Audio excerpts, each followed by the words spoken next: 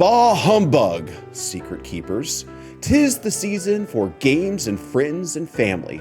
While in most years I would be feeling cheerful and wishing you a happy time settling Catan or being coordinated in Tokyo, this year Danny has activated my long-dormant edgelord, who only wants to inflict you with familial arguments over joke taste and Cards Against Humanity and friendship-ending resentments over rent and rules during games of Monopoly. So let's round out the year with the ultimate phone-in episode for any podcast. Let's open up the mailbag to your questions and get this over with. That and so much more on today's episode of the Megamoth Studios Super Secret Podcast.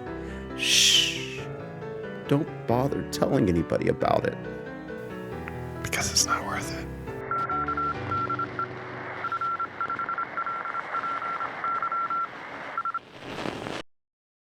Welcome back to the show, Secret Keepers. I'm your host, amateur cuddle historian Joel Watts, joined as always by Professional cuddle historian Danny.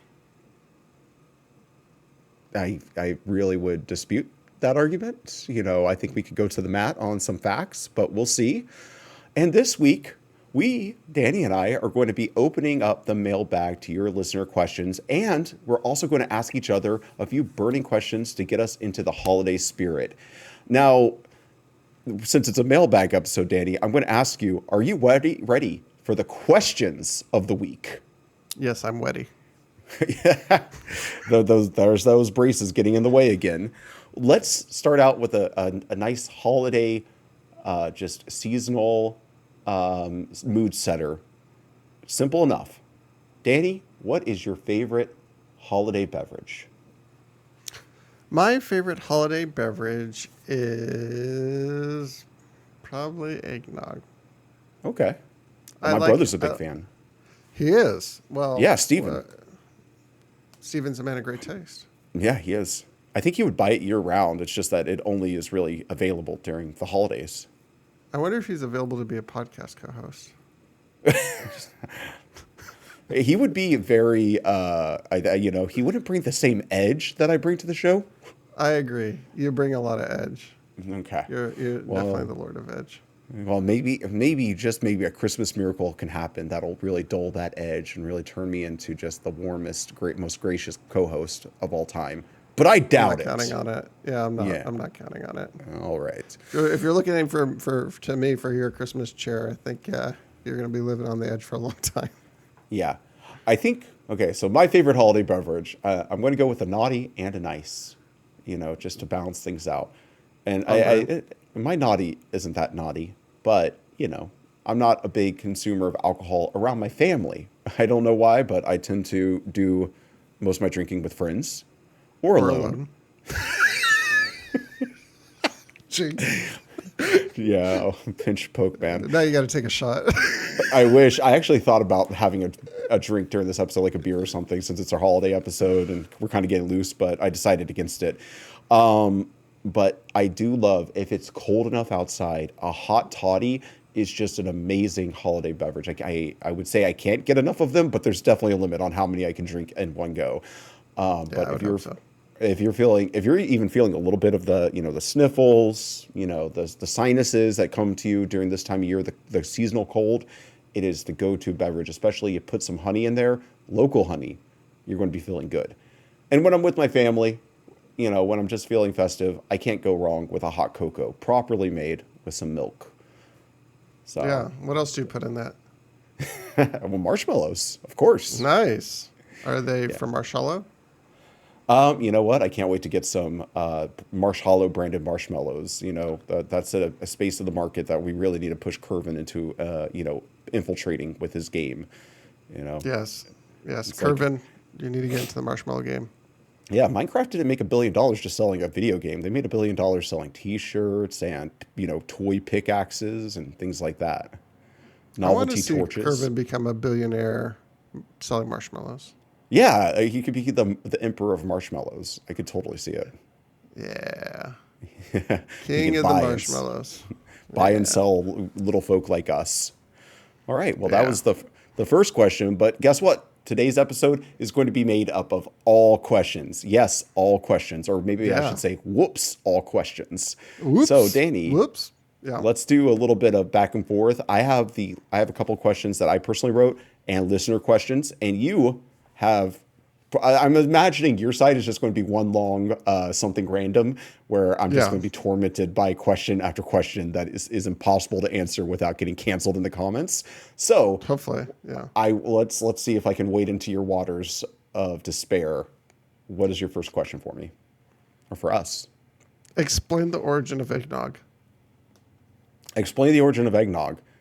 I mean, the way I look at it, like any food that is made, from the, what we would call traditional is probably like a situation where people were really lacking resources, but also not a lot of time to fill with other things. So the resources they did have, they found all these sort of weird, novel ways of utilizing them. So I presume eggnog just came like, I don't know exactly what eggnog is, but I imagine it's like, hey, if we take this cow's milk and this, these eggs and cream them up all together, we got ourselves a tasty beverage.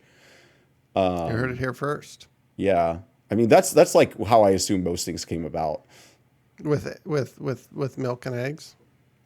Milk and eggs or beer. I mean, if you think about like how alcohol was discovered, you realize that people had a lot of time on their hands and not a lot of regard for their health and well-being. Oh, for sure. Yeah. Okay. Did you have like a scientific answer to that? No. Okay.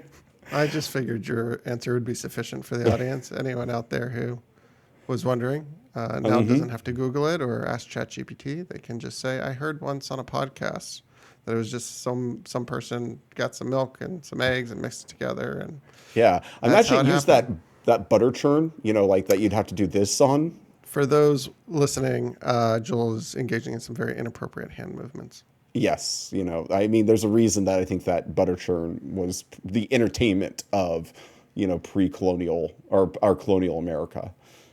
Very entertaining to watch. So yeah, I guess so. Are you suggesting that like colonists would go and watch like some lady in a barn churning butter? It's like instead of going to like an adult theater. Well, they probably didn't have adult. You'd have to go all the way to the big city of sin of New York City to have seen anything risque back in those days, or the carnival would have to come through town, and you'd have to go to late night shows. Is definitely not a historically accurate episode thus far. I mean, it's we don't research on Christmas episodes. We just go shoot from the hip. Yeah. So I mean, I think it's often stated that the most exciting, explicit, sights to be seen were probably the procreation of the barnyard animals. That was the education you got. Well, you're saying that instead of the education system, they would just go outside and watch animals having sex? Yes, basically. Many such cases. Wish you were on a drunk history episode. We can make our own drunk history. Drunk history has ended, but why should it? We could totally do an episode that was drunk history. I would be down. I would love for us to do drunk. How is it made? All right. So you see, you get some eggs and you just put them into that little butter churn thing. They go and then you put the milk in as well, so it gets all creamy for you. For those listening, Joel is back to the inappropriate hand movements, and he's added some inappropriate facial expressions. Mm-hmm. If you just listen to the show, you are missing out. You should definitely go to youtube.com, look up Megamoth Studios podcast, subscribe to our show, and watch the episodes. Unless you value your sanity.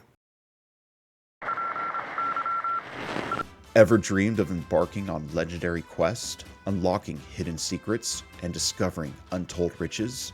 Dive into the world of X Seekers of Fortune. It's the game that's soon to be taking the internet by storm. Sign up today at xseekersoffortune.com and start your journey to greatness. Remember, fortune favors the bold. See you there. So why don't we go ahead? I'll get to my second question, which is actually our first user-submitted question. Now, this was submitted on our Discord server. You can find that on the X Seekers of Fortune Discord. And it was submitted by Nomadic Games, which is Kia, which we met Kia at PAX Unplugged. Wonderful person. She has a great game in the making. We're really looking forward to helping her develop that. But her question is, what made you create the game, X Seekers of Fortune, and what was your inspiration behind it? Danny, would you like to start with the answer, and I'll just fill in if there's anything I think you miss? Sure, yeah.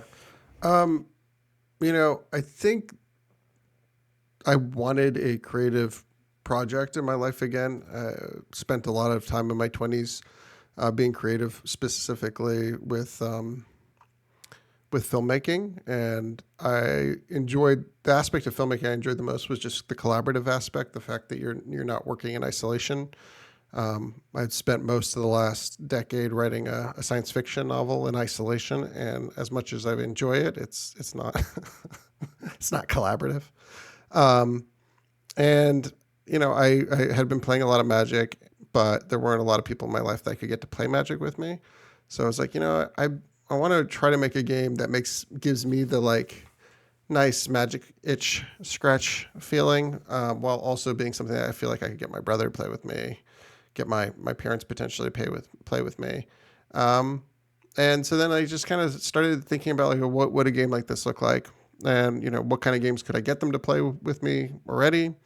And then from there, it just kind of started piecing together. I've been really interested in ancient history and lost episodes in human history. So that inspired me to kind of start thinking about what a game about recovering lost knowledge might look like. And then I sent Joel a text message, and now we're making a podcast. Yeah, we're amongst many different ventures. So, I mean, yeah, these things can snowball if you let them get out of control. And, you know what? But we're also, like any men in our 30s who have other, maybe don't have as much else going on. A podcast was in our future, I think, regardless. Yeah. Unfortunately, we actually have something going on in our game. The only other thing I would add to that, or not the only other thing, was that, we were looking, I think, to make a game that we could play together. I think, like Danny said, he wanted to make a game that he could play with his parents, his brother, eventually his sons. But I think when he came to me, like if we could make something fun that the two of us could play together and it was our game and brought us back to the table, because I wasn't really in a place where I wanted to pursue playing Magic much further. And that was like the big game that we played together. I felt like having like a clean slate to play a similar game with each other would be really fun. So that was a big inspiration for what made us create the game. And the inspiration, I guess, behind it, I mean, as we moved on forward with the game making process, I mean, and it's one of those things. I'm glad that we've been doing the podcast. We can go back and listen to the records, and I can check my notes. But the big thing for me was I wanted to, if we were going to be making a game, thematically, I wanted to get away from your traditional fantasy, but we settled on what we call, I guess, for lack of a better word, the Indiana Jones style adventure serial is what we sort of gravitated towards when we started getting outside the fantasy realm. And I think the reason for that is it's like fantasy, but in a way that it hasn't been done to death. It's not swords and sorcery. It's like the fantasy of the modern age, like you said, finding old knowledge and the dangers that come with searching these ancient tombs for old secrets. And I would say if you want a more in-depth background, I think in our second episode, which is the part one of our origin story, we probably talk at greater length about the preconditions for the game and our thinking at the time. And I'm glad that we recorded those podcasts. I mean, one of the reasons that we started the podcast was, in addition to wanting to, get X Seekers of Fortune out into the world, was just to kind of keep track and remember, have like an archive and a history of the journey that we were going on. And I'm glad, because I mean, honestly, I think things are becoming foggier and foggier. We've been doing this for over a year now, not the podcast, but the game. I mean, when did the podcast start? May? I think at the very beginning of June. I think it was like a week after or something like that of us coming back from Comic Palooza. So I think it's the first week of June, if I remember correctly. And now this is the 25th episode, assuming that it actually airs, which I have no reason to believe that it won't, but won't be the first time that an episode didn't air. Well, I mean, if my edge comes across as much as it should, I mean, it might be too hot for YouTube. Yeah, but so hot. I completely agree, Danny, though. I think we're getting to a place where the amount of information that is coming in is starting to override our previous memories, or at the very least, convolute them and consolidate them. So, yeah, we really, when we first started the podcast, it was a great time for us to lay everything out. So, go back, listen to episode 2 through, I want to say 2 and 3 definitely cover the origin stories of X Seekers of Fortune. And we've come so far since then, too, that we could even probably recap what has happened since those episodes, maybe near the beginning of the year. Okay, so that was Kia's question. So that means it is time for you to ask me another question. All right, I've got a question for you. If you could create one Christmas tradition that everyone had to abide by, what would it be? Everyone had to abide by. That is... This is a forced Christmas tradition. This is a Christmas tradition that you would be forcing on a global population. I mean, part of me is like, I could go, like, I feel like there's just like our game, I feel like there's a noble answer and a ruthless answer potentially here. You know, one that's very self-serving and one that could serve the other people. And I don't want to come across as too much of a goody two-shoes, so I might go more with my ruthless answer. You know what? You know, I mean, it sounds really, really silly, but I think I would prescribe everybody to have the Christmas Eve diet of watching a version of the Christmas Carol. We'll get more to that later. And It's a Wonderful Life. I think everybody should have to, like, you know, just realign and watch those and know that everybody watches those two things, because I do think we are starting to lose the monoculture, and I know that has its benefits in terms of, you know, niche topics becoming something that you can just, you know, we have a platform because there's not a monoculture. You wouldn't have a show about games and game creation in the, you know, 3 network era. But I do think we still need some, what would you say, media milestones or cornerstones to our media diet that everybody should all agree upon too, so we all have points of reference. And I think those 2 movies, or the Christmas Carol story and It's a Wonderful Life, are really wholesome, wonderful Christmas and stories that we can all kind of gather around like a warm campfire. Yeah. Do you I like have a good warm campfire. Yeah. Do I have one? Yeah, sure. I think everyone should be obligated to plant a Christmas tree in their living room. Plants? Yeah. Like, okay. Just get on in there with a shovel and let the roots take. I mean, chopping down trees is so passé. Like, yeah, let's plant some trees. How about that? Yeah, like plant a tree. It's That's like a Christmas miracle. Yeah, we're going to plant it on our when you have a child, maybe. You have a child, you have to plant the tree in your living room. And then by the time, how long do you think it takes a good Christmas tree to grow? Probably like 5 1,000 years. years. 1,000. 5 years, yeah. I don't know. No research on today's episode, but you know, by the time they're able to have the first Christmas they remember, that tree will have matured, and you can, you know, and you can keep it year round. Yeah, part of the family. You don't have to chop it down. You just, you know, you just make room for it in the roof and. Yeah, just completely, you know, take away the structural integrity of your house for this tradition. Think of all the money you would save not having to buy a Christmas tree every year. Yes. Man, I feel sorry for everybody's foundations in your world.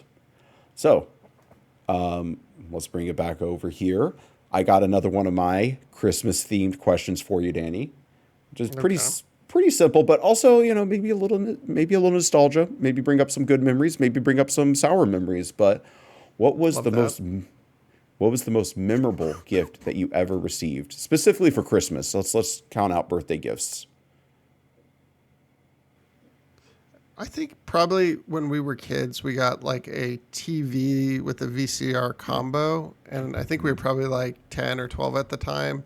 And in the 90s, getting your own TV, especially with a VCR combo, was like a big deal. And I mean, this screen was probably like, I don't even know. I don't even want to begin to. 13 maybe inches, a little maybe. larger than a little bit larger than an iPad screen, maybe. Smaller than a laptop screen. Mm-hmm. And I don't know. Weighed It 50 was pounds. easily. But man, we watched so many movies. My brother and I would every single night would pop a VHS in and just, same movies over and over and over again. We went through phases. Sometimes it was Austin Powers, The Spy Who Shagged Me. Sometimes it was Indiana Jones. Sometimes it was Return of the Jedi. Sometimes it was baseball documentaries. You're big on the Ken Burns one, right? I do enjoy a good Ken Burns documentary, Baseball by Ken Burns, and I also love the Civil War documentary. Highly recommend the Civil War documentary and the baseball documentary. Yeah. Oh, maybe we can find a way of getting me to watch that documentary here soon enough. But what's your favorite GIF? What memorable GIF? I'm trying to see. That's the thing. I'm trying to remember. I like to say I'm not a very materialistic person. I'm sure people could argue with me. So vain, but not materialistic, I would say. Yes. Very, very much vain. I'll take that. I mean, okay, I'll give this one. If I don't come up with a better one that's a little bit more of a sweet gift, I'll tell you about this one, which I think highlights my turn away from materialism. One year I remember, and this was the year I was really, really waiting at the tree. Like, I went to my dad's house. It was post-divorce. I went to my dad's house like 5 days before Christmas, and he had the Christmas tree set up with all the gifts. And I'm just sitting there like I was a gift hound. Like, this was like, just the biggest day of like year for me besides my birthday. And I was just ready for new stuff to come into my life. And, it's just teasing me the entire time. These days I'm basically counting down. It's like, just elongating every day because I'm just thinking about the time until I can open up the gifts. And then Christmas Day, I open up the gifts, and it's impressive what my dad got me. He basically got me, I think, the entire lineup of the Power Rangers series up until that point. And, it was one of those things. In retrospect, I think I realized I opened the gifts. I was like super excited about having them. I opened them up. I started playing with them, and then by that afternoon, the classic syndrome of I was already like the excitement was already gone. I was already kind of just seeing these as other toys in my collection, nothing too wild. I wasn't like, it didn't change my life. And I think it was like that kind of experience that made me realize, start making me realize that I didn't really care about those sorts of things. So does my roommate need to be let in? I guess she left without the key. This episode of the Super Secret Podcast is brought to you by Remembering Your Keys. When you leave your house, if you don't have your keys, you're going to have a hard time getting back in. So remember your keys. I think I can balance that out with another gift from my dad. Sorry, Mom. I do apologize. I'm just not totally remembering any specific gifts from my childhood from my mother. I do apologize. But so the opposite of that would have been the year that we got the Nintendo 64. I think it was the first year it came out. I heard my stepmother actually went to the store and stood in line like at 3 o'clock in the morning to get it. This was a big deal. It stayed at my dad's house. So my stepbrothers also got it. So it was like a big family gift that we could all indulge in, talk about monoculture. We all got to play the same games together. And that one definitely was worth its weight in gold because I thoroughly destroyed Super Mario 64 in terms of I collected all 120 stars in that game over the course of, a few visits, a few times going. So I would say that gift really settled into my memory and became a core piece of my personality. And I would argue, Nintendo game design is something I always go back to when I think about how we can design games. They are basically my guiding lights, Miyamoto and the whole crew over there.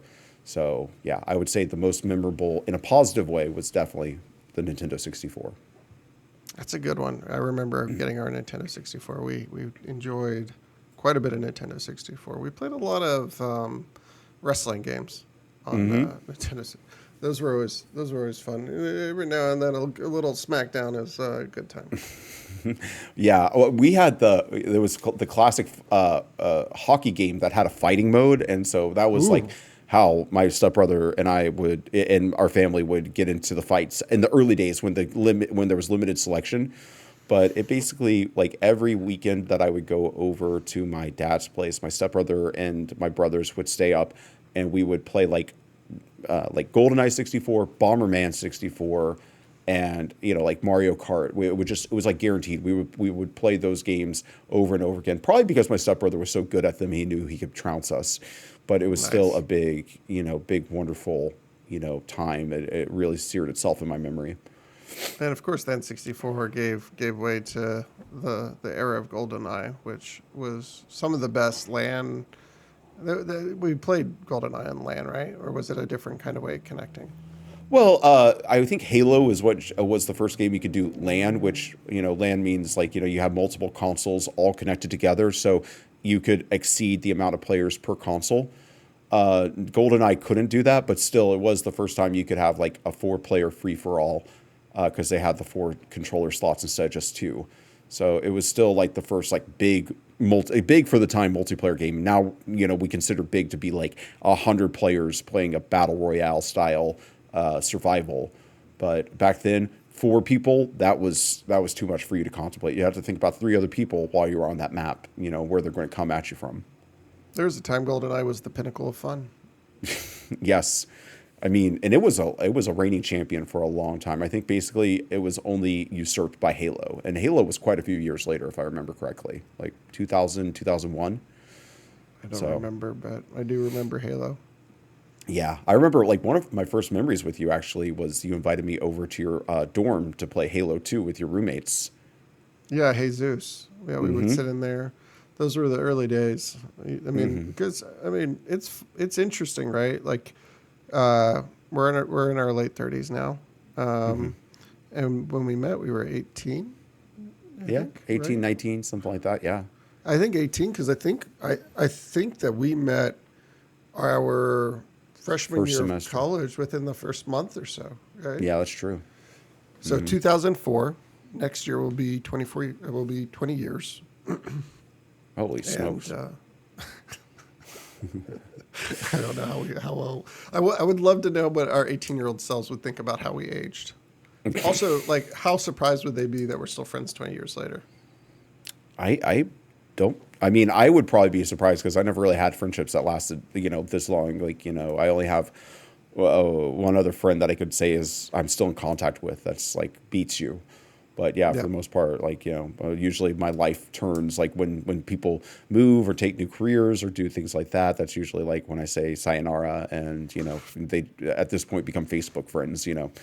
But I imagine like the ending of Harry and the Hendersons, and you're just like throwing hamburgers at them and like shooing them off into the woods.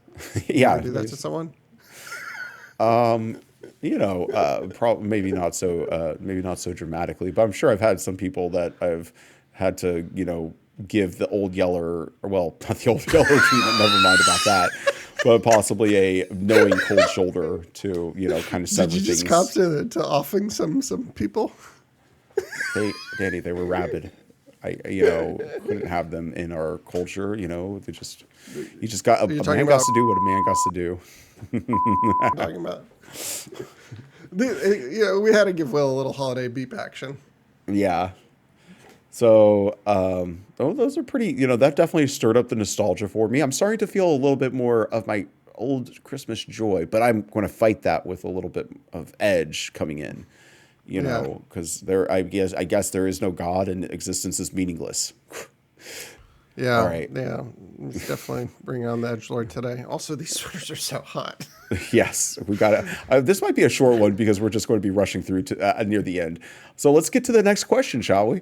Now, this one came from our good friend Andy, one of the people that we've met and really started to bond with over through X Seekers of Fortune, and I'm really grateful that he's in our lives. If I were to, Mikey, you just want to be hotter and hotter, but Andy had a 2-part question, so I'll start one followed by the other. So what are some of your bucket list / milestone achievements that you hope X Seekers of Fortune will bring you? I think for me, the number one thing is just feeling like I've contributed something to society and culture that means something to other people. Mm-hmm. Like, I think one of the most meaningful things you can do is feel like, hey, I made something that generated X amount of happiness in the world or joy in the world. Yeah. And I think just seeing that, I mean, we were already starting to see glimmers of it, I think. But like that first time you sit and just watch someone just have a good time because of a lot of effort you put into creating something, I mean, that's a great feeling. So I think that's first and foremost. I think getting the opportunity to develop a wide variety of games and not just card games or tabletop games, but really get into video games, getting into augmented and virtual reality, really pushing the envelope on a bunch of different genres and mediums, and then getting into storytelling, through all kinds of different formats. I think those are big things. Seeing a competitive organized place system pop up around the game, I think that would be big. And then just having an opportunity to kind of go around the world and meet people and just, I don't know, just feel like you're living a life that is, of your own making. It's a grind. It's a lot of hard work, but I mean, there's a lot of agency involved. And I think, sometimes it's easier to work 120 hours a week for yourself than it is to work 40 hours a week for someone else. I 100% agree with that, and we're just now starting to see the benefits of this kind of game and lifestyle. I really hope that it becomes self-sustaining. I just put down 2 bullet points myself, and I think you kind of covered both of them in what you said. But essentially, a big bucket list and milestone achievement would be if X Seekers of Fortune allows us to make a second game, which we do have tentative plans for. I know one that I really want to get to that might be a little bit lower. What should I say? Like a little bit less I don't want to say involvement, but upfront investment of design and art. Maybe a little bit stripped down. That's the word I'll use. So make a second game would be awesome. And then if this makes me enough money to buy myself a house, that would be really good. If Megamoth Studios can turn into something where I can actually kind of like start saving money and investing in my life and creating a life for myself, and I can get out of the apartment living, that would be pretty good. So I think you answered a few of the follow-up questions as well, but how do you both personally define success for X Seekers of Fortune? Did you want to elaborate on that at all? I have 3 tiers of success myself. Yeah, I mean, I think the initial tier we've already achieved, which is just making a game for ourselves. I think the next tier is just kind of making a game that other people enjoy, and that the game becomes self-sustaining. I think for me, that's kind of where that last, like I would say I consider the game already to be a success from a personal standpoint. What I hope for the game in terms of success is that maybe in a few years, Joel and I could conceivably even walk away from X Seekers of Fortune, turn it over to, other interested designers that have, a true enthusiasm for the game and a proven track record of pleasing our player base, and feel like that the game had outgrown us. It didn't need us to be around to shepherd it anymore. It was its own thing, and that it was going to continue with or without us generating joy and happiness for people. I would say that I do hope that no matter what, that the economic model around it remains ethical.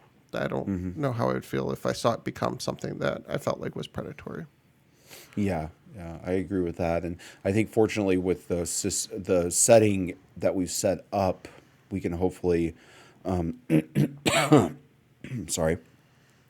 hopefully we'll be able to maybe round out the storyline of the characters that we invented and invested into the game, and then, hand over this broad setting to new people to create their own characters and their own storylines for, maybe much in the way that how new showrunners and new actors will step into the Doctor Who universe and, turn that into their own playground for telling stories.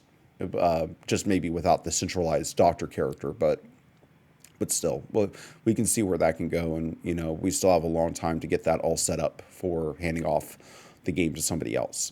My personal levels of success define success. So low level success was have other people to play with, which arguably we already have kind of achieved. Just give me 1 second. Just want to confirm. Okay, cool. Still recording. But I think that it'll be great when I can go into a gaming store and ask somebody if they want to play X Seekers of Fortune, and they enthusiastically say yes, not even knowing that I'm the creator, but just because they're already a fan of the game and are ready to play. And the mid-level, I would say, well, technically this is probably more than mid-level, but once we get to my high level, you'll see. But being able to sell a decade's worth of product, I think that goes into the idea of like us being able to shepherd this game for a time. I'm projecting about, about the same amount of time that you would run a successful TV show for if it really hits the ground running. I think most of the great TV shows, roughly, the better part of a decade. Unless they were intended to be short run, but I'm thinking of like American models, like, The Sopranos, Friends, most of the great sitcoms, most of the great dramas. So, if I can, if People's Court, yeah, Josh Homer. I think that's been running a little bit longer than a decade. But yeah, if I can get to like 2034 and be like, I think I've said everything I can say with X Seekers of Fortune, I would be pretty happy. And then the high level success, beyond making just a game, making X Secrets of Fortune the shonen anime. I would be so into that. Yeah. I was just listening. I sent you a link last night, and we should probably include it here, maybe in the show notes. But I sent you a guitarist who was just playing a solo, like a funky metal solo.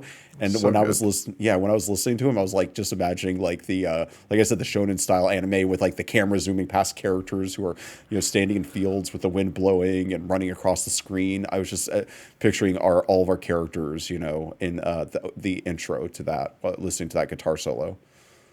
Oh yeah, I'm in for the shonen anime. Some spry young fortune seeker who promises to be the greatest fortune seeker of all time. Yeah, 100%. Yeah.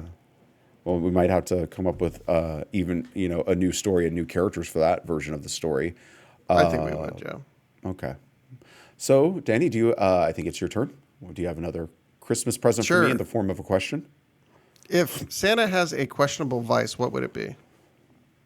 Well, I mean, if we're looking at the deadly sins, I mean, gluttony would be the first one most people would expect to be because at least the modern Santa is depicted as a portly man, and he's got all those milk and cookies, but he's a kind of a glutton of goodwill. So Yes.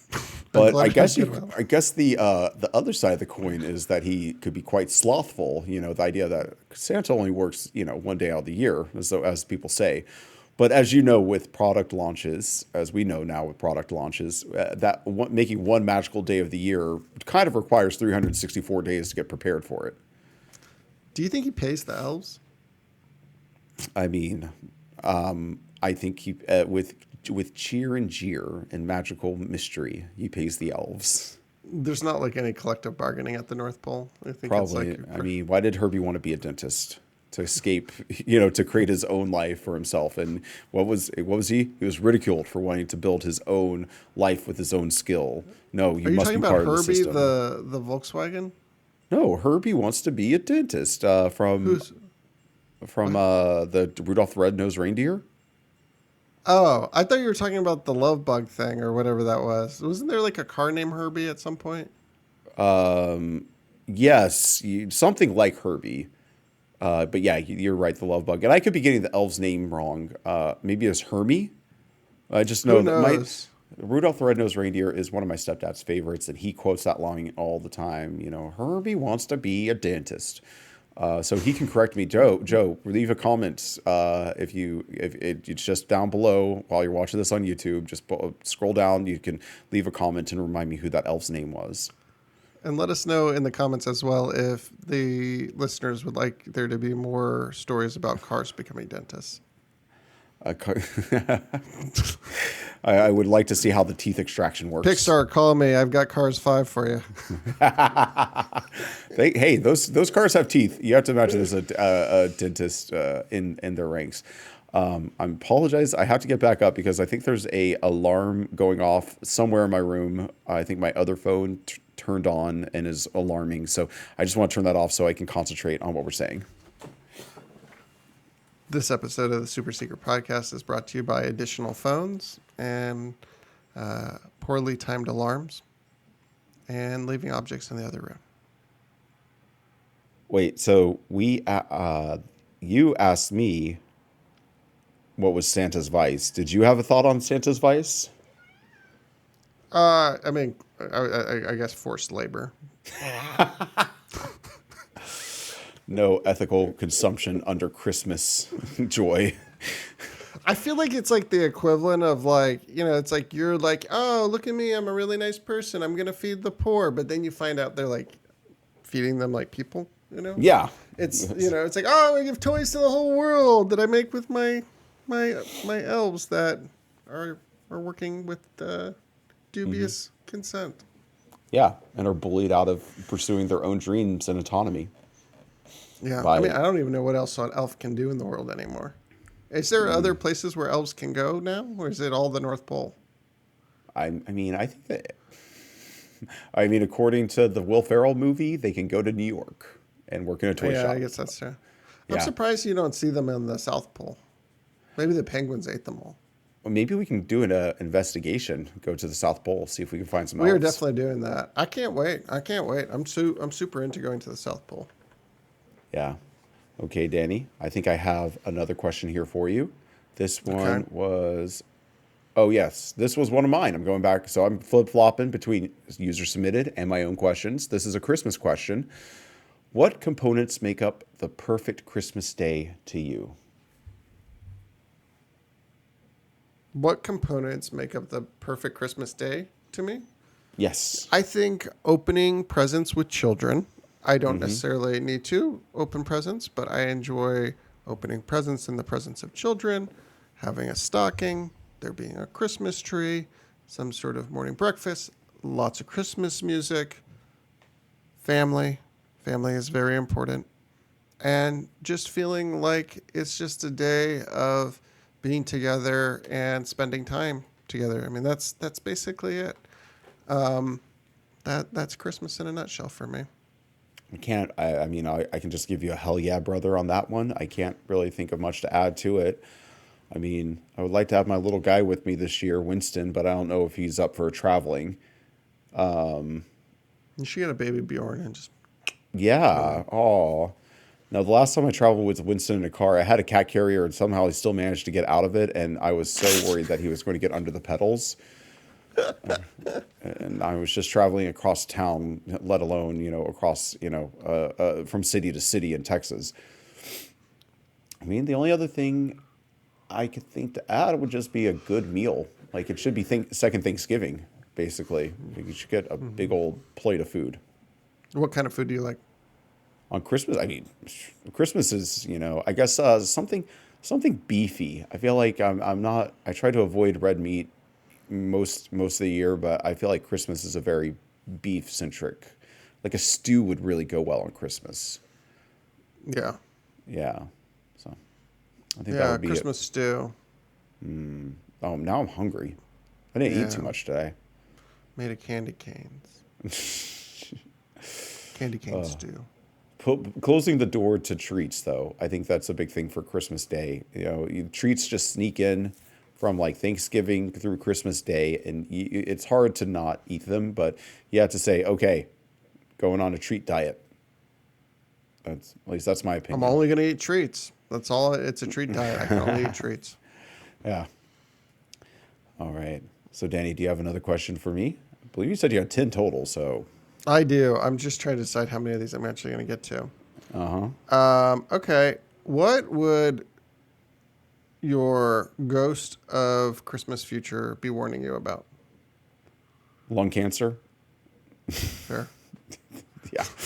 I think that I hate to be so dark, but I do have some vices. Santa Claus isn't the only one with vices, and I am unfortunately a smoker, and I probably drink a little bit more than I should, trying to batten down the hatches as I'm approaching my 40th birthday. But I think that if I were to go off the deep end, it would probably be like, fully succumbing to those vices and overdoing them or not quitting in time. So yeah, I think that would be it. Yeah. Yeah. Well, it's a good one. At least I'm self-aware. I'd give you that. Yeah. Mm-hmm. I like Danny? that about you. Well, thank you. What would your ghost of Christmas future be warning you about? It's starting a podcast. Oh, maintaining a podcast. Once you start, you just can't stop. But we're now 25 episodes in, and I will say this: not to be both to be a promise and potentially a spoiler, but I figured if we got this far into the podcast, we'd have to stick it out through 100 episodes. Not saying that we're going to quit at 100 episodes, but you could probably expect at this point we should at least take it to episode 100. We'll decide then if we keep going. Yeah. We're 25% of the way there. Exactly. And it only took us half a year. Yeah. Roughly. So, it takes about 2 years to do 100 episodes, I guess. If we do it at this rate, weekly. But I wouldn't be, now the question is, are we going to start other podcast ventures before we end this one? I don't think I did that math on that right. Okay, go ahead. 4 years. 4 years. We don't research. We don't math. We don't do anything right on this podcast. It's the Christmas episode. So 50, we get to just 50 is KFAB, 100. cold weather, and bundle up. We get about 52 a year. So yeah, I think if at this rate, 24, 25, so mid 26 would be when we would, if we're deciding it's time to call it quits, we'd at least make it to mid 2026. One of us will probably be in prison by then. Well, I should have said that. A milestone, not necessarily for X Seekers of Fortune, but Megamoth Studios, and you hear it here first. I don't think you've made it in America, corporate, in being an American corporation if you haven't testified in front of Congress. So Danny and I testifying in front of Congress by the end of the decade is a goal of mine. I only want to testify in front of Congress if it's about aliens. I only want to testify in front of Congress if it's about I don't know, basically, you know what? I'll leave that a mystery. I have my machinations. I might have posed myself. Your machinations? Is that like imagination of machinations of the future? Yeah. Machinations. Machinations. Yes. I like it. That's a good word. Add it to the lexicon. Put it on Wordle. Yes. Put it on Wordle. All right. So that was the perfect Christmas day. And then you asked me, wait, what? I forgot how we got onto that conversation. Oh, I asked you about what the Ghost of Christmas Future would warn you about. Yeah, that's right. Okay. Don't add anything to that. I think anything else I'd add to that would probably be just too sad. Muffins. That's muffins. Muffins. A recent addition to our Discord, I want to say, brought in by our good friend Jay Crane, real name Bryant. He's from TikTok. He's been joining us a lot more frequently for Tuesday Night X, and he's starting to invite his people out with him. And Muffins is one of his folks. So welcome to the Discord, and we're looking forward Muffins. to playing some X Seekers of Fortune with you. He asked, would you ever consider doing serialized cards or exclusive promos or arts? Now, Yes. I'm kind of scratching my head. We might have to come to a consensus. What do you think he means by serialized cards? So I think this is like a One Ring situation. Like if we would do a X out of X, I think that we would consider doing serialized cards. I think that it would be in the future, obviously, because it couldn't be in the past or present. In a situation where we felt like there wouldn't be game pieces. Like we would never. Let me say this more clearly. They would be game pieces, but they wouldn't be exclusive game pieces. This would be maybe some special art run that we did, some sort of special print run. I do think we'll do something serialized sooner or later. I don't. We'd have to do it in a way that we felt like it was, wasn't trying to get people to spend money, unnecessarily. I mean, obviously, if you're a collector, you want to spend money on collecting, we would love to facilitate that. But we just want to make sure we're doing it in a way that isn't like, cash your check and come give it to X Seekers of Fortune. We'll give you some cards that may or may not be what you're looking for. Yeah. But I do think we're definitely already commissioning alt art. We're definitely going to have promos. We already have the first 2 promos announced. Mimic Map and Ancestral Dream will be promos during the Kickstarter process. Yeah. And not that those cards won't be available in other ways later, but I don't know if you'll be able to get this particular art again or this particular treatment. More to come on that. But yes, there will be lots of special treatments of cards coming, including serialization, most likely. Yeah, I would say like that's just our ethos at this point. We want to be able to make it to where you can easily get all the cards to the game. We never want the cards themselves or the game pieces themselves to be what is expensive. We do though want to curate to the collectors out there and doing limited run artworks for the cards, art treatments, maybe, limited run alternate like bordering or something like that. We still have a lot to explore there. But so I would say yes, but not, what would you say? What's that term? Parasitically or predatorially. It's probably a better term for it. Yeah, I think both is fair. I think sometimes, if you do not respect the fact that your player base needs to have money in their bank account, that can be parasitic and it kills the host. It's not even a good parasite.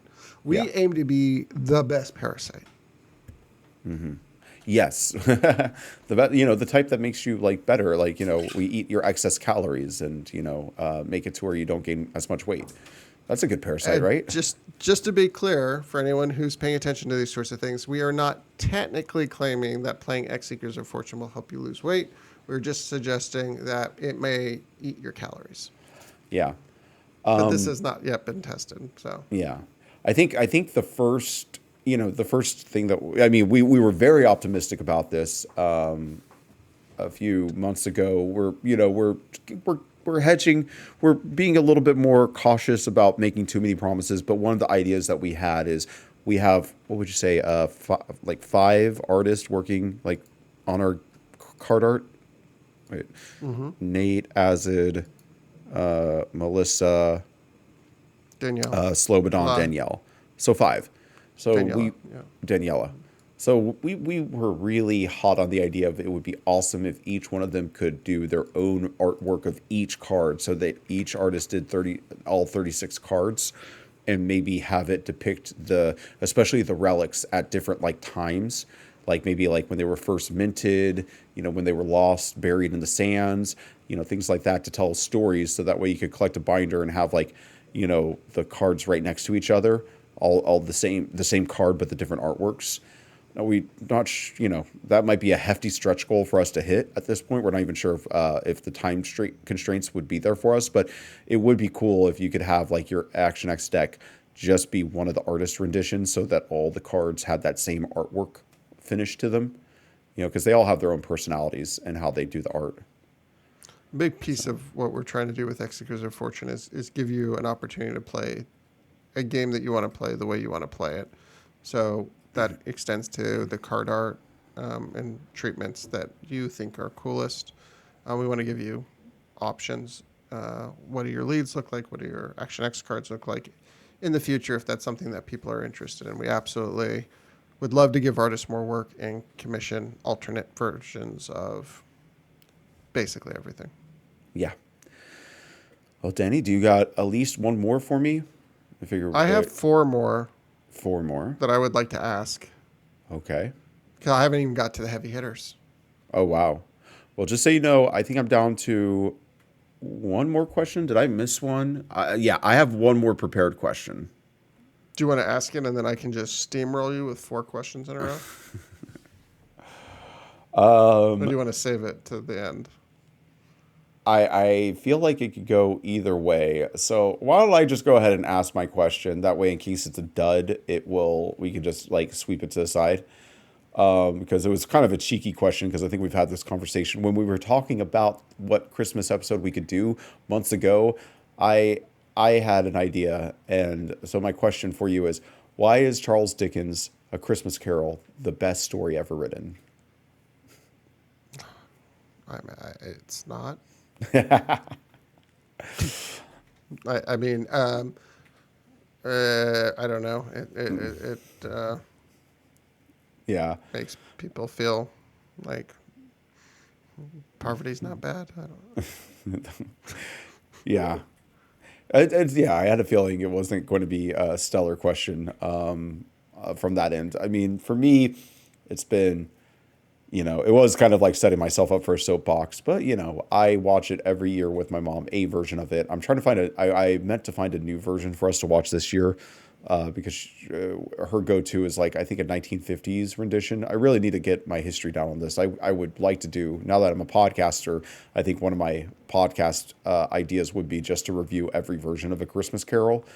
That could be like a limited run series. And I was trying to get you to do it with me, like us just doing it year after year. But do I have to watch it to review it? yeah, you have to watch each and every one of them. Oh, okay, well, I guess I'll do it. Yeah, well, we'll see. We'll see. We'll get that set up.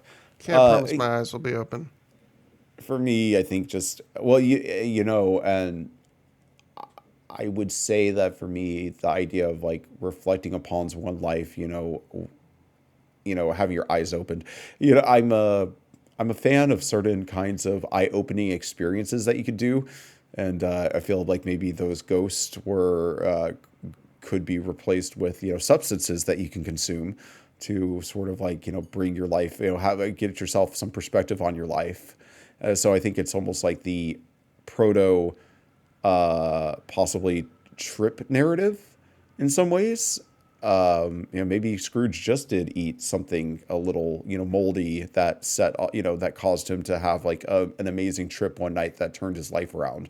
But I think just, being able to reflect upon one's life and having a narrative that is about that, it's very much like It's a Wonderful Life, except for the difference is like a good man needed to be reminded that he is good versus Scrooge is a bad man who needed to be reminded he could be good. Man or duck? He's also a duck. He's also Michael Caine. So He's a duck, right? Scrooge McDuck. Yeah. McDuck, yeah. Yeah. I'm in for Scrooge McDuck. Can we do DuckTales? We could do podcast?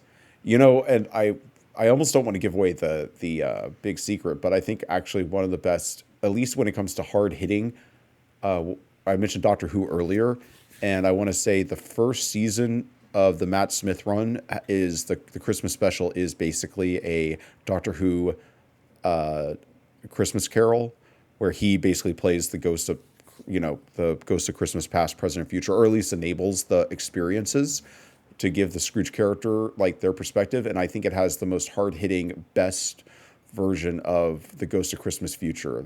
Just thinking about it kind of gets me a little misty.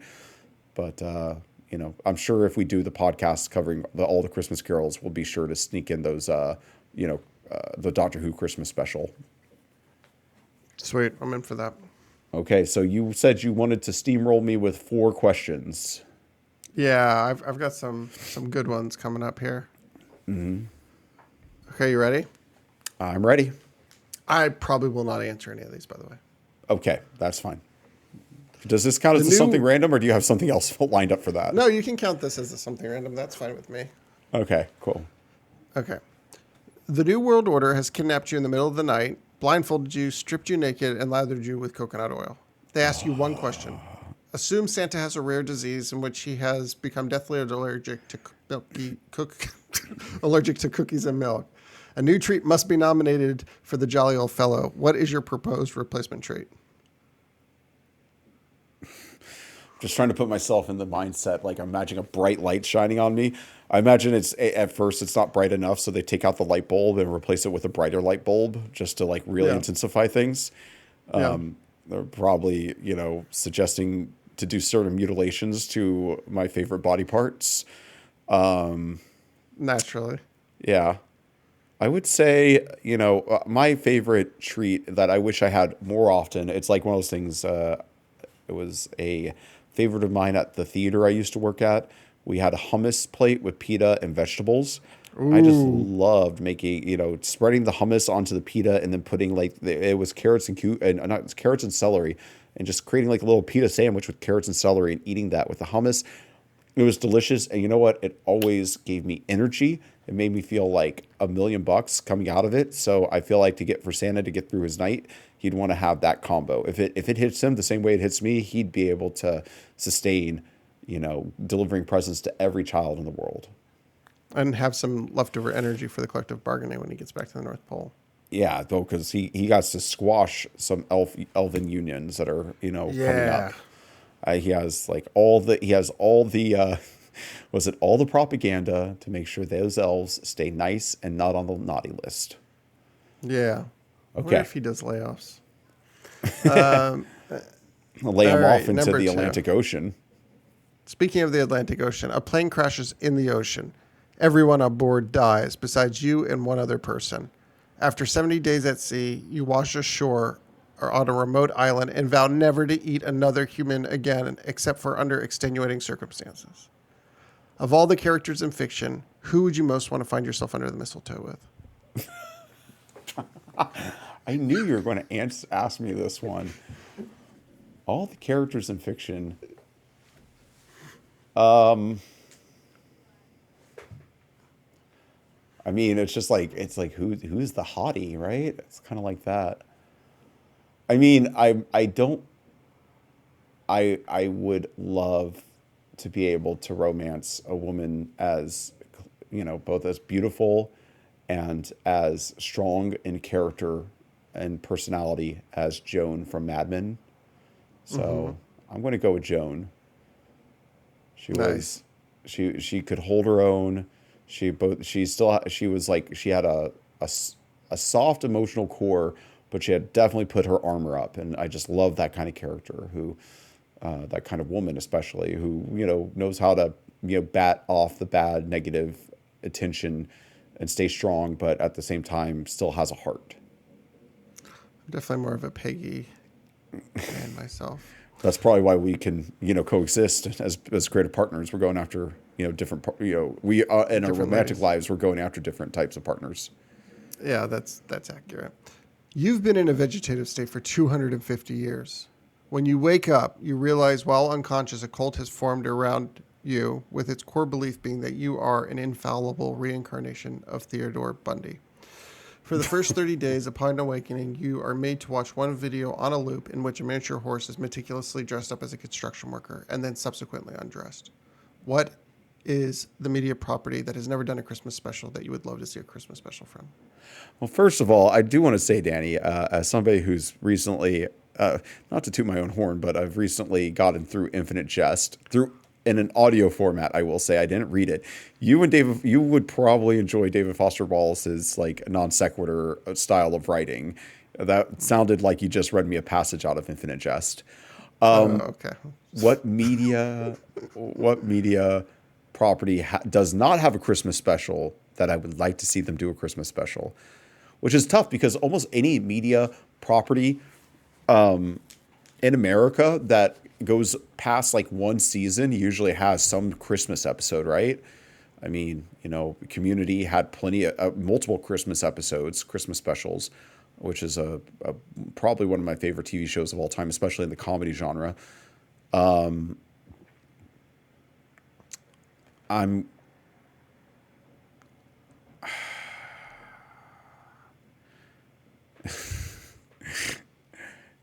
It would have really been completely out of character for this show, and I think it would have been hilarious. And maybe I'm misremembering. You might be able to fill me in, but I think it would be so funny if The Wire was to have had a Christmas special somewhere in its run. Yeah, I don't even know if they did anything during Christmas. I Seems mean, like a I'm missed opportunity. Come on, Dave. Yeah, David Simon, get off Twitter and get on to writing the Christmas special of The Wire. You owe us for something. Yeah, 100%. Yeah. Watching The Wire almost feels like a Christmas gift, if that counts. Yeah, I would agree. I keep meaning to go back. I mean, I still haven't watched all of The Sopranos, which I know I owe it to myself to do, but I also would like to rewatch The Wire, what is it now, 10 years removed at least? Yeah, yeah, I'll be into that. Yeah. Huh? Another podcast opportunity. All right, are you ready for your last Christmas question? Of course I am, Danny. What is the max number of cats you could imagine being in a small room with for 24 hours? Maximum number of cats, a small room, 24 hours. I do want to add, not any cats not included are immediately ejected into space. Like in the world? Correct. Oh, that's unfortunate. The cat population is going to take a steep decline. Oh wait, one more thing. And this space ejection happens on Christmas. Oh my God. My friend Elizabeth is probably going to hate my answer now, like knowing that. But trust me, like I'll definitely make this like a women and children first situation and take all of my friends' cats. I wish I knew what that number was, but knowing the consequences, how small of a room? Yeah, I don't know, like the size of let's say the size of the room you stay in when you're at my house. Oh God. I can't imagine more than 30, so I'll just say 30. And I feel like that's going to be rough. Oh my goodness. I mean, let's just do some quick math here. How many cats are there in the world? If y'all were ever wondering what it's like to talk to Danny on the phone while you're out delivering pizzas for an unnamed pizza company, major one, this is like what we will get into during, in between talking about like rules out and like card art that we need to, brief up. This is some of the questions that I kind of receive on a near daily increment. There's nearly 1 billion cats in the world. Your number is like a rounding error. You're basically sentencing 1 billion cats to death. Merry Christmas, Joel.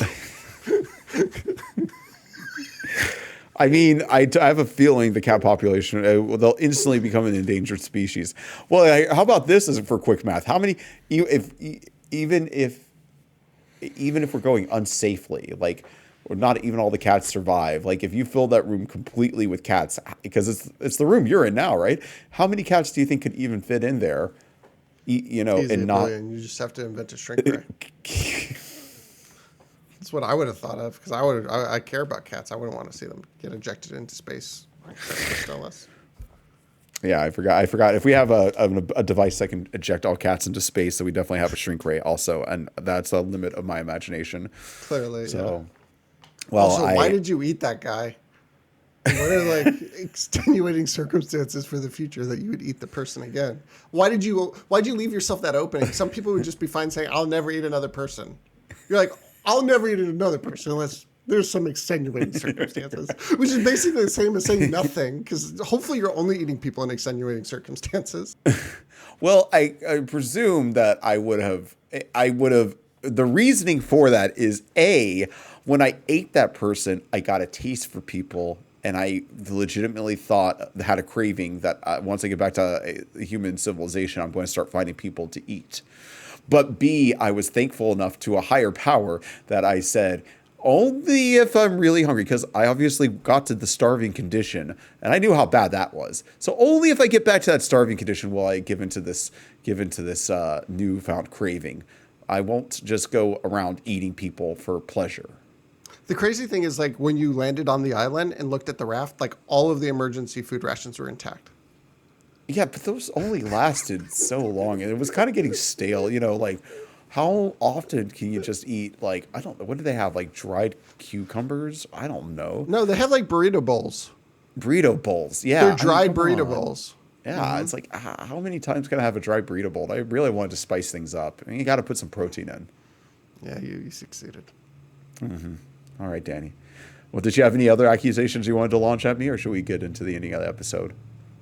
No, I think we've ruined Christmas well enough. Okay, good. I will say that my the edgelord inside of me remains. My Christmas joy is not here, not present, and that's not because it might be because it's still like 70 degrees in Texas. I don't feel like it's Christmas if it's not like in the 50-degree like area, and it is a warm Christmas. We're going to be. I'm wearing shorts today. This is unacceptable. So, yeah. It's freaking hot. Well, I kind of have a little bit like something random for you, Danny. Thought I'd go ahead and launch this because we're not really going to I'm not sure if we're going to see each other. We're definitely not going to see each other before Christmas in person. And I was at the store buying Christmas gifts the other day, so I thought I'd get one for you because I was inspired by one that I saw. One I think that's going to be very important. So I figured I might as well just debut it here on the podcast. Oh, wow. Okay. Okay. Oh, no, the ribbon is falling off. Let me put that on stick, damn you. Wow, my very own copy of Settlers of Catan. I can't wait. I've wanted to play that game. I know. Yeah. It's the game that we're kind of ashamed we don't know better. So I figured we should get it and play it together. Maybe we can have your lady friend over and Curvin or some other of our folks. And I did. Now the dirty secret is I bought this at a thrift store. Now it was $10. Do you see that? Is that where the sticker is? I think that's just good. That's just smart. Thrifting for games is an amazing thing to do. I think you did the right thing. The one thing I can't guarantee is that it has all its game pieces. Yeah, it comes with the territory. Yeah. So we might play, maybe Settlers of Catan. But I'm looking forward to having that, and I hope I remember to bring it next time I come down to Houston. Sounds good to me, buddy. All right. Thank you, and I'll have your gift when I see you, and I will also get it at a thrift store. Thank you. I appreciate it. That's my favorite way. Yeah. I'm a repurposed kind of person. You know what? Found this at a thrift store over 10 years ago. In the jungle in Ecuador. Oh, well, that's cool. That's cooler than mine. Well, that's all right. Did you have? Oh, wait. Okay. Well, let's see. I think there's actually a couple of maybe announcements or calls to action we need to make. Isn't it lovely when you have to actually call them calls to action? But the first one that I want to put out there is if you're on our Discord and you haven't yet chosen a path which is either noble or ruthless, we would really like for you to choose your noble or ruthless path. So if you are part of the Discord, go ahead and go to choose your path on the side and just make that selection. Right now, it's not really going to mean anything. It's just a flavor thing. But we might have... Mm-hmm. I was going to say we might have maybe a noble versus ruthless league in the future. We will. I think we'll also have some channels that'll only be visible based on whether you're noble or ruthless. So you can, do a little planning with your fellow ruthless players. Or if you want to be noble, fine, whatever. Well, yeah, we can hold courts, us noblemen. We can hold courts. Sounds so boring, dude. Come over to the dark side. Come hang out with me on the dark side. You don't think the nobles have their dark side? Oh no, they definitely do. Yeah, but only under extenuating circumstances. I think both sides have their good side and their bad side. It's to me, I always think of it as lawful versus chaotic in D&D alignment. But we don't make you prescribe to being good or evil. Yeah, seriously. Anyways, so that was one. And also, if you're not part of our Discord server and you're listening to this podcast, where the hell did you hear about us? But go to the Discord server. If you're listening to this podcast on anything but YouTube, we would appreciate you checking out the video sometime. Just in the last episode, episode 24, Danny and I played Cuddle on Cuddle.cards with the creator of the website, Ryan. And it was a wonderful experience, and it's actually a visual experience. So go check it out on the website. And if you haven't, go to xseekersoffortune.com and please sign up for our newsletter / what would you call pre-register for our Kickstarter campaign. There is going to be an exclusive one-of-a-kind foil card for the people who pre-register, and that's going to be one of the most powerful cards that we have created for the game. So powerful, we had to take it out of the base set called Mimic Map. And if you don't know about that card, you can come to our Discord and you can play X Seekers of Fortune on our Tabletop Simulator, and we'll show you why Mimic Map is too powerful to print into the base set. I might just put it back in and just like, but like not in the deck, just set it on the table and like let people choose to shuffle it in. You know, like, fine. You guys want to play with Mimic Map? Fine. Yeah. Play with Mimic Map. Have fun or not fun, depending on what you think Mimic Map provides. Oh, but it It's a depends on super which side of powerful it. card. It's super powerful. Yeah. I think those are the main calls to action that we have for right now. But yeah, but definitely we appreciate all your support for X Secrets of Fortune and Megamoth Studios this past year. And we wish everybody here a very Merry Christmas, a happy Hanukkah, all of these holiday festivities. We support all of them. But most importantly, have a great new year. Get those resolutions together. Danny, do you have anything else you want to add? Yeah, no, I mean, have resolutions. That's fine. But if you don't keep up with them, that's also fine, you know, because, you know, not everyone keeps resolutions. Some people just want to have them for a little bit. That's fine. It's okay. Yeah. Yeah. Hashtag motivation. Yeah, for sure. Well, with that, all I have to say is that this has been Danny, and I have been Joel, reminding you that you must start somewhere. So why not here? Because there's enough podcasts in the world already. Theme music by James Holden, produced and edited by William Wymore.